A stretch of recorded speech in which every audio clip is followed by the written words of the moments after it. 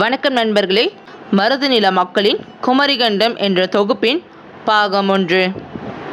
இன்று உலகில் வாழ்ந்து கொண்டிருக்கும் அனைத்து வகையான மானிடர்களுக்கும் மூதாதையர்களாக அன்றும் வாழ்ந்து இன்று வரை வாழ்ந்து வரும் மருதநில மக்களாகிய தேவேந்திர குல வேளாளர்கள்.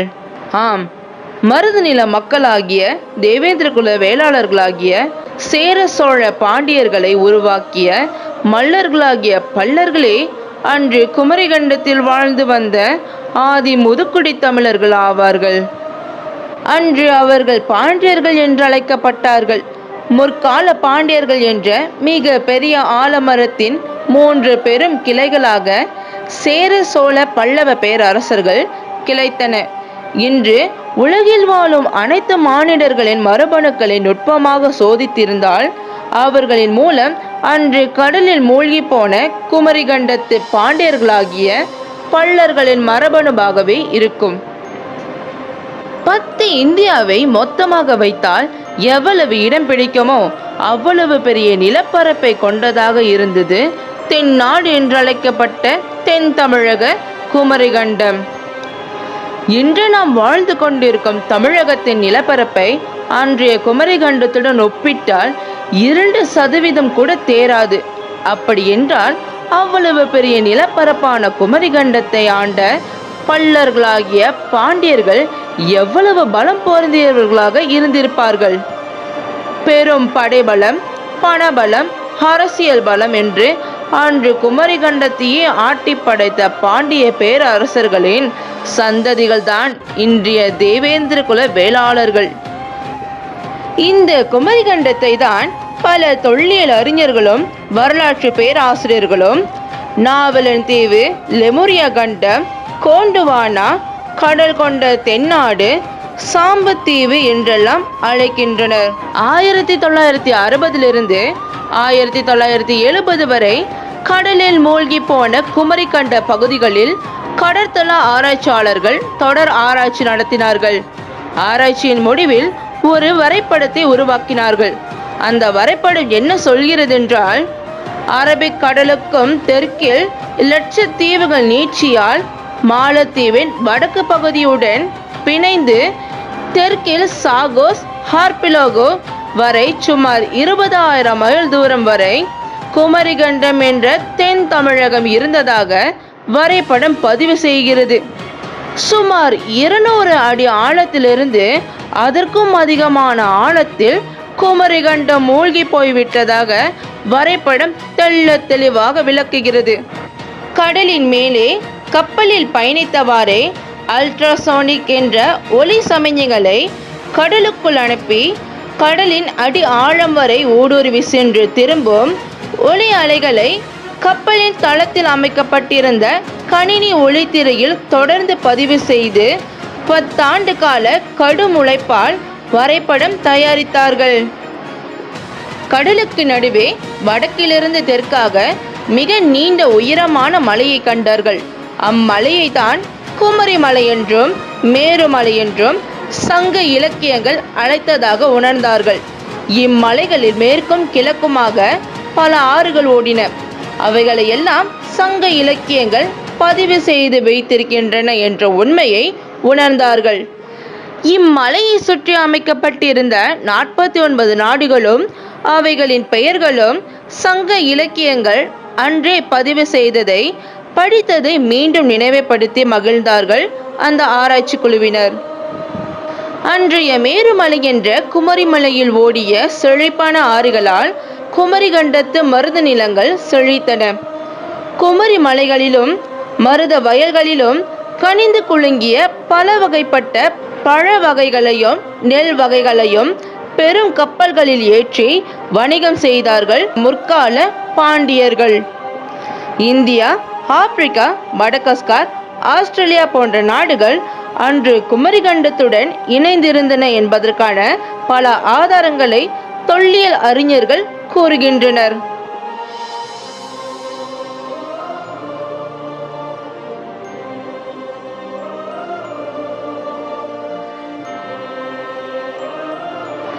இந்தியாவிற்கு தெற்கே இந்து மகா சமுத்திரத்தில் மூழ்கி போன குமரிகண்டத்திற்கு லெமுரியா என்று எப்படி பெயர் வந்தது என்பது பற்றி தற்போது காண்போம். குரங்கினத்தை சேர்ந்த லீமர் அல்லது லெமுர் என்ற குரங்கை வைத்துதான் லெமுரியா என்ற பெயர் வந்தது. அதாவது இந்த லெமுர் என்ற குரங்கினம் அன்று குமரிகண்டம் முழுவதும் பரவி வாழ்ந்தது. குமரிகண்ட அழிவிற்கு பின் இன்று பிரிந்து காணப்படும் அன்று குமரிகண்டத்துடன் இணைந்திருந்த ஆப்பிரிக்கா, மடகாஸ்கர், ஆஸ்திரேலியா போன்ற நாடுகளில் அன்றைய லெமுர் குரங்கினத்தின் வகைகள் இன்றும் காணப்படுகின்றன. லெமுர் குரங்கு வகைகளில் ஒன்றான தேவாங்கு என்ற குரங்கினம், அதாவது லொரிஸ் என்று ஆங்கிலத்தில் அழைக்கப்படும் குரங்கினம் இன்றும் இந்தியாவில் காணப்படுகின்றன. இவ்வகை குரங்குகள் இந்தியா உட்பட தென்கிழக்கு ஆசிய நாடுகளிலும், ஆப்பிரிக்காவின் தென்கிழக்கில் உள்ள மடகாஸ்கர் தீவிலும், அருகிலுள்ள கொடுமராஸ் தீவுகளிலும், மலேசியா மற்றும் ஆஸ்திரேலியாவிலும் வாழ்கின்றன.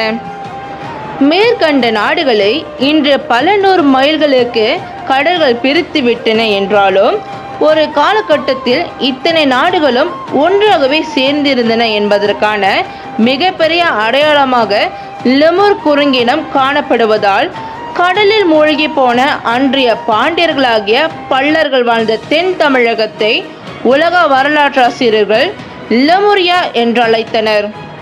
இவர்கள் இவ்வாறு அழைக்க காரணமாக இருந்தவர் இங்கிலாந்தைச் சேர்ந்த பிலிப் ஸ்லேட்டர் என்பவரே ஆவார். இவர்தான் குமரிகண்டத்தை முதலில் லெமுரியா என்று அழைத்தார்.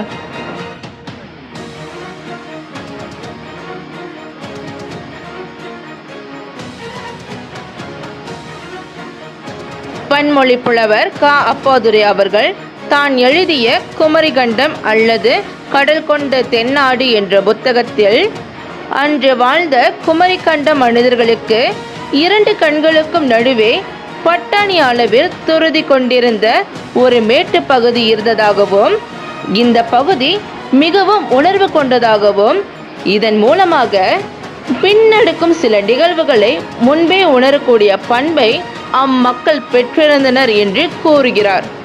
கவிஞர் கண்ணதாசனும் தான் எழுதிய கடல் கொண்ட தென்னாடு என்ற புத்தகத்தில் க. அப்பாதுரையரின் கூற்றை வழிமொழிகிறார். ஆராய்ச்சியாளர்கள் சங்க இலக்கியங்கள் குறிப்பிடும் முதல் தமிழ்ச்சங்கத்தை தலைமையேற்று நடத்தியவர் சிவன் என்ற பாண்டிய மன்னன் என்றும், அவருக்கு நெற்றிக்கண் இருந்தது என்றும், தமிழ் சங்கத்தின் தலைமை புலவர் நக்கீரரை இதே நெற்றிக்கண் கொண்டு சிவன் எரித்ததையும் கூறுகின்றனர். எனவே சிவன் வாழ்ந்த குமரிகண்டம்தான் தென்னாடு என்று அன்று அழைக்கப்பட்டது என்ற கருத்தையும் மனதில் கொண்டு க. அப்பாதுரையும் கண்ணதாசனும் குமரிகண்டத்தை தென்னாடு என்று அழைத்து மகிழ்ந்தனர். இவர்கள் சொல்வதை உண்மை என்று நிரூபிக்கும் விதத்தில் இன்று வாழும் தமிழ் மக்களிடையே தென்னாடுடைய சிவனை போற்றி, எந்நாட்டவர்க்கும் இறைவா போற்றி என்ற வாக்கியங்கள் உலவி வருவதை நம்மால் அடிக்கடி கேட்க முடிகிறதல்லவா? அன்று தென் திசையின் குமரிகண்டத்தில் மூழ்கி இறந்து போன தமிழ் மூதாதையர்களை நினைவு கூறும் பொருட்டு இறந்தவர்களுக்கான பித்ரு கடன்கள் தென் திசையை நோக்கி இன்றும் செய்யப்படுவதை நாம் உணர்ந்து விளங்கி கொள்ள வேண்டும். அன்று தென்னாடான குமரிகண்டத்தை ஆண்ட நிலந்தரு திருவிற் பாண்டியன் என்ற முற்கால பாண்டியன்தான் சிவனாக இருக்கக்கூடும் என்று பல வரலாற்று ஆசிரியர்கள் உறுதியாக நம்புகின்றனர். எனவே பல்லனாகிய பாண்டிய மன்னர்களில் மூத்தோன் சிவன் என்பது உறுதியாகிறதல்லவா? குமரிகண்டத்திற்கு கடல் கொண்ட தென்னாடு என்றும் லெமுரிய கண்டம் என்றும் பெயருண்டு என்பதை மேற்கண்ட விளக்கங்களின் மூலம் புரிந்து கொண்டோம்.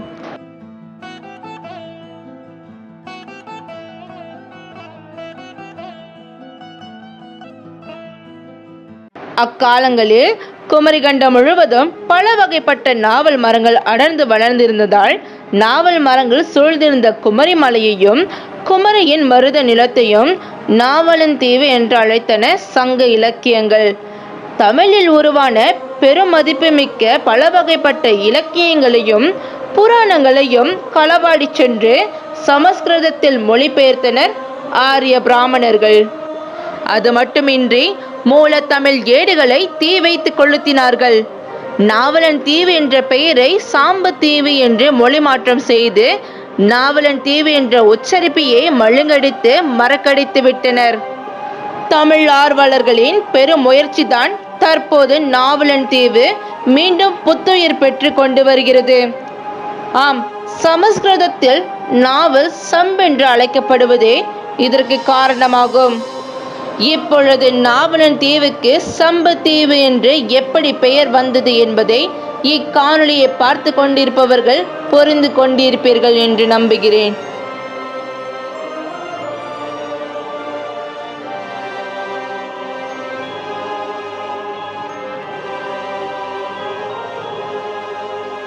பக்ருளி ஆற்றுடன் பன்மலை அடுக்கடுத்து குமரி கோடும் கொடுங்கடல் கொள்ள இந்த வரிகள் சிலப்பதிகாரத்தில் 11வது அத்தியாயத்தில் வருகின்ற வரிகளாகும்.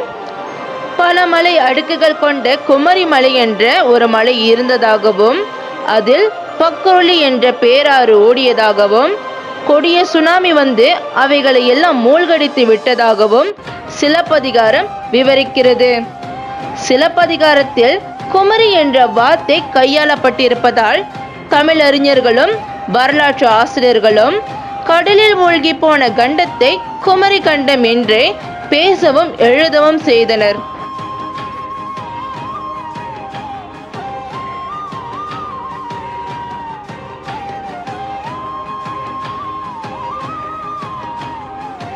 தொல்லியல் அறிஞர்களும் வரலாற்று ஆசிரியர்களும் குமரிகண்டம் என்ற அன்றைய மருதநில மக்களின் கடலில் மூழ்கி போன தென் தமிழ்நாட்டை விவரிக்கும் போது இவ்வளவு பெரிய நிலப்பரப்பை தன் வசப்படுத்தி பெரு வாழ்வு வாழ்ந்த அன்றைய பல்லர்களாகிய பாண்டியர்களை நினைத்தால் கண்கள் ஆச்சரியத்தில் விரிகிறது, உள்ளம் சந்தோஷத்தில் நிரம்பி வழிகிறது. குமரிகண்டத்தில் வடக்கிலிருந்து தெற்காக நீட்டிருந்த மேருமலையின் நீளத்தையும் உயரத்தையும் இன்று உலக நாடுகளில் காணப்படும் எந்த ஒரு மலையோடும் ஒப்பிட முடியாத அளவிற்கு மிக பிரம்மாண்டமாய் விளங்கியது. நம் இந்தியாவில் காணப்படும் மேற்கு தொடர்ச்சி மலையையும் இமயமலையையும் ஒன்றாக இணைத்து பார்த்தால் கூட குமரிகண்டத்து மேருமலை என்ற குமரிமலையோடு ஒப்பிடவே முடியாது. இம்மலையில் குமரி ஆறு, பெரு ஆறு, பக்ருளி ஆறு, கன்னி ஆறு போன்ற மிக பிரம்மாண்டமான ஆறுகள் ஓடியது. இவைகள் எல்லாம் இன்றைய காவேரி, கங்கை, பிரம்மபுத்திர நதிகளை விட அளவிலும் நீளத்திலும் மிக அதிகமானதாகவே இருந்தன. மிக பிரம்மாண்டமாய் ஓடிய நன்னீர் நதிகளை கொண்டு பல வகைப்பட்ட நெற்கள் பயிரிடப்பட்டன. வேந்தன் மேய தீம்புணர் உலகம் என்ற தொல்காப்பிய வரிகள் உருவான இடம் குமரிகண்டமே. தொல்காப்பியம் குறிப்பிடும் தீம்புணல் என்ற வார்த்தை நன்னீர் நதிகளையே குறிக்கும். மேலும் சங்க இலக்கியங்கள் குறிப்பிடும் முத்தமிழ் சங்கங்கள் நடந்த தென்மதுரை, கபாடாபுரம், கொர்க்கை போன்ற பெருநகரங்கள் இருந்ததும் அன்றைய குமரிகண்டத்தில்தான். இத்தமிழ் சங்கங்களில் ஒன்றில்தான் மருத நிலத்தை போற்றி புகழும் வரிகளான வேந்தன் மேய தீப்புணல் உலகம் என்பதை தொல்காப்பிய இலக்கண நூல் பதிவு செய்கிறது. மேருமலையில் ஓடிய நன்னீர் நதிகளை கந்த புராணம் குடிலை, சிவை, தரணி, சுமனை, சிங்கை, குமரி என்று 7 பெரு நதிகளாக பதிவு செய்துள்ளது. இதில் தரணி மற்றும் சிங்கை நதிகளின் பெயர்களை கொஞ்சம் உற்று பாருங்கள். தென் தமிழகமான திருநெல்வேலியில் ஓடும் தாமிரபரணி நதியை தரணி என்ற குமரிகண்டத்து மலையின் நதி ஞாபகப்படுத்துவதை நம்மால் உணர முடியும். அதேபோல் சிங்கை என்ற நதியை கொஞ்சம் உற்று பார்த்தால் கங்கை நதி ஞாபகத்திற்கு வருகிறது. குமரிகண்டத்தின் மிக பிரம்மாண்டமான மேருமலையை சிந்தனையில் நிறுத்தி பாருங்கள். மருதம் என்ற வார்த்தையின் மூலம் பிடிபடுகிறதல்லவா? மருதர்களாகிய பல்லர்களாகிய பாண்டியர்கள் பேரிடர்களால், அதாவது புயல், மழை, சுனாமி, தீ போன்ற நிலப்பெயர்வு என்ற இடப்பெயர்தலின் போதெல்லாம் முன்பு வாழ்ந்த ஊர்களின், மலைகளின், நதிகளின் பெயர்களை புதிதாய் குடியேறிய இடங்களுக்கு சூட்டுவது வழக்கம். மருதநில குடிகளின் வேச்சொல்லை தந்த மேருமலையை பற்றியும் அதில் உற்பத்தியான குமரி ஆறு மற்றும் பக்ருளி ஆறு பற்றியும் சீனா பழங்கதைகளில் இன்றும் நாம் படித்தறியலாம். இந்திரன் தலைமையிலான தேவர்கள் பார்க்கடலை கடைந்து அமுதம் பெற மத்தாக பயன்பட்டது இந்த மேருமலைதான் என இந்திய புராணங்கள் குமரிகண்டத்து மேருமலையை சிறப்பிக்கின்றன. தேவேந்திர குல வேளாளர்களின் குலதெய்வமான இந்திரனுக்கு 50க்கும் மேற்பட்ட சிறப்பு பெயர்கள் உண்டு. அதில் மந்திரன் என்ற சிறப்பு பெயரும் அடங்கும். குமரிகண்டத்து மேருமலைக்கு தான் மந்திரமலை என்ற மற்றொரு பெயரும் உண்டு. மந்திரமலையின் வேந்தன் என்று இந்திரனை அழைப்பதன் காரணமும் இதுதான். மேலும் இந்திரனின் ஒரு மகளின் பெயர் மந்திரமாலை என்பதாகும். சத்திரிய அரச குடியான வன்னியர்கள் உருவாக காரணமாக இருந்தவள் மந்திரமாலை. மந்திரமாலை என்ற பெயரில் குமரிகண்டத்தின் மேருமலையின் இன்னொரு பெயரான மந்திரமலை வெட்ட வெளிச்சமாக தெரிகிறதல்லவா. மேலும் ஆயர்கலைகள் 64 மாய மந்திர கலைகளில் கை தேர்ந்தவன் இந்திரன். எனவே மாய மந்திர கலையை இந்திரஜாலம் என்று அழைத்தார்கள் அன்றைய சித்தர்களும் மகான்களும். இமயமலையின் ஒரு பகுதி இன்றையளவும் மேருகுன்று என்று அழைக்கப்பட்டு வருவதை நாம் காணலாம். உத்தரகாண்ட மாநிலத்திற்குட்பட்ட மலைப்பிரதேசம் மேருகுன்று அல்லது மேரு சிகரம் என்று அழைக்கப்படுகிறது. மேலும் மேற்கு தொடர்ச்சி மலை தொடங்கும் கேரளத்தின் ஒரு சிகரம் இன்றளவும் மேருமலை என்று அழைக்கப்பட்டு வருகிறது. இவ்வாறு வானளவு உயர்ந்து கண்ணு கெட்டாத தூரம் வரை நீண்டிருந்த குமரிகண்டத்துக்குள் மூழ்கி போன குமரிமலை என்ற மந்திரமலை என்ற மருதநில மக்களின் மூலச்சொல்லாகிய அல்லது குறியீடாக விளங்கிய மேருமலை இன்றளவும் இந்தியாவின் பல இடங்களில் அதே பெயர் தாங்கி நிற்பதை காணும் பொழுதும் கேட்கும் பொழுதும் அன்று குமரிகண்டத்தில் வாழ்ந்த மருதநில மக்களாகிய பாண்டியர்களின் வீரமும் ஆளுமையும் பேராற்றலும் நமக்கு தெள்ளத் தெளிவாக விளங்குகிறது. மறக்கடிக்கப்பட்ட குமரிகண்டத்து மருதநில மக்களின் வாழ்வியலையும் கலாச்சாரத்தையும் வெளிக்கொண்டு வருவதில் நமது தேடல் பெருமிதம் கொள்கிறது. ஒரிசா பாலு, மாசோ விக்டர், நீலேந்திரன் பாண்டியன் மற்றும் நடுநிலை ஆசிரியர்களின் ஆலோசனையும் மற்றும் வழிகாட்டுதலின் மூலமாக இத்தொடரை நாங்கள் தொடங்கியுள்ளோம். தமிழக மக்கள் ஆதரவு தரும்படி வேண்டிக் கொள்கிறோம். மேலும் கல்வெட்டுத்துறை, தொல்பொருள் துறை, தஞ்சாவூர் தமிழ் யூனிவர்சிட்டி, ஆராய்ச்சி அறிஞர்கள் மற்றும் உதவி செய்த அனைத்து நல்லுள்ளங்களுக்கும் நன்றி தெரிவித்துக் கொள்கிறோம். மேலுமுள்ள பாகங்களை அடுத்தடுத்த காணொளியில் காண்போம். அதுவரை நன்றி, வணக்கம். அதிகாரத்தில் இருக்கிறவன் அவன் கதையவே வரலாறாக எழுதிக்கிறான். நம்ம வரலாறை கதையாக கூட எழுத மாட்டான். அதிகாரம் ஒரு நாள் மக்கள் கையில் வரும். அது வரைக்கும் நம்ம வரலாறை நாம தான் கதைகளாவது சொல்லணும்னு அவர் சொன்னாருமா.